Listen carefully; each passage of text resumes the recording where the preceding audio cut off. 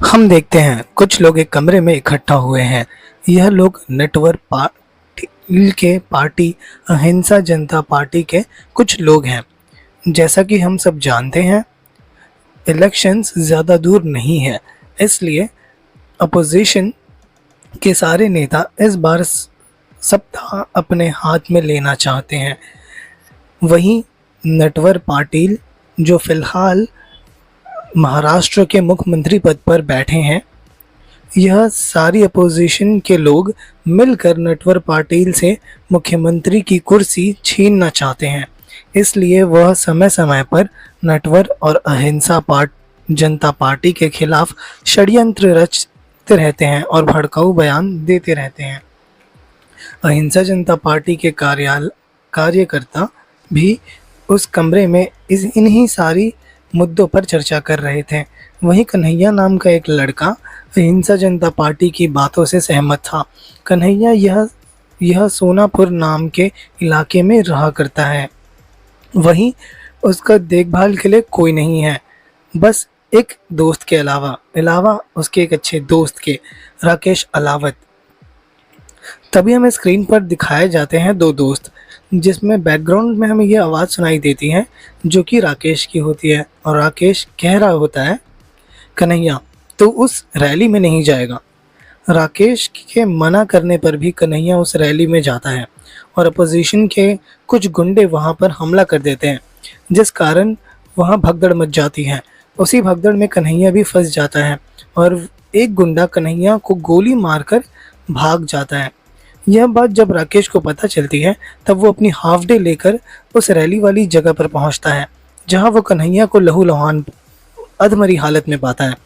तब हमें सीधे अस्पताल का सीन दिखाया जाता है, जहां डॉक्टर अंसारी राकेश को बता रहे होते हैं कन्हैया के शरीर से गोली तो निकल चुकी है, पर कन्हैया का बहुत ज़्यादा खून बह जाने के कारण हम उसे बचा ना सके।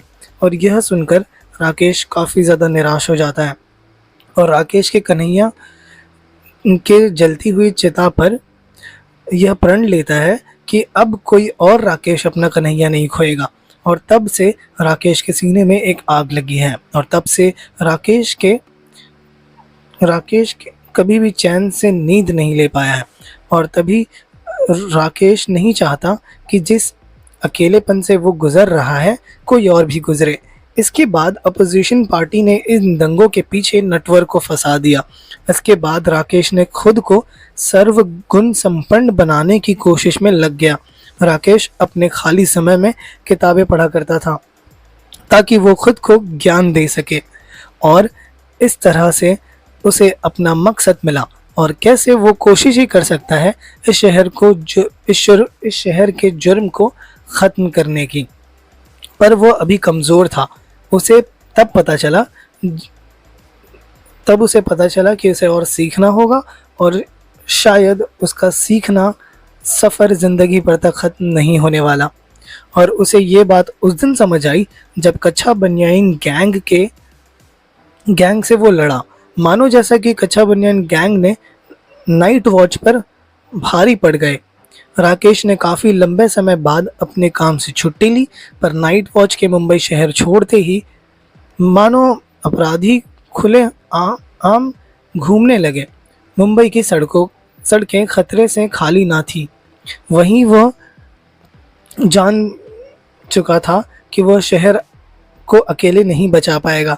वहीं कुछ गुंडे अब तक काफ़ी बार नई तकनीकों का गलत इस्तेमाल करना सीख चुके थे।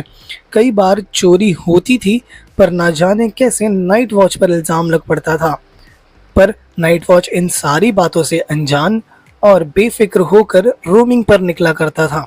वहीं पर नाइट वॉच को जान से मारने के लिए भी कुछ कच्छा बनियान गैंग ने काफ़ी मेहनत करी।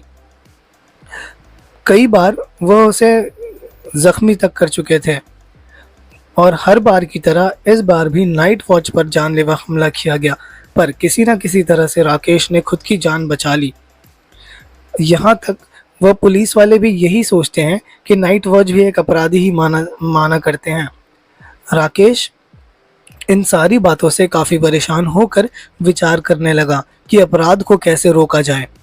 वह पास में ही एक जलते हुए मशाल को देखता हुआ सोच रहा था। तब उसे उसके बचपन का एक वाक़या याद आया कि वो कैसे एक शाम उसके माता-पिता के गैर मौजूदगी में एक बार उसके घर में आग लग गई थी और वह कितनी मुश्किल से उस जलते हुए घर से ज़िंदा बच पाया था। और वह इस हादसे से कितना ज़्यादा डर गया था, वो इतना ज़्यादा डर गया था कि उसे आज तक यह यादें सताती हैं और शायद वह उसे अपने जीवन भर में कभी भूल नहीं पाएगा। राकेश के अंदर का वो डर ही था जो आज तक उसके मन में से नहीं जा पाया था। तब राकेश को ये महसूस हुआ, अगर वो किसी तरीके से भी गुनहगारों के मन में नाइट वॉच का डर बैठा पाए, तब अपराधी उस अपराध को करने से पहले ही 100 बार नाइट वॉच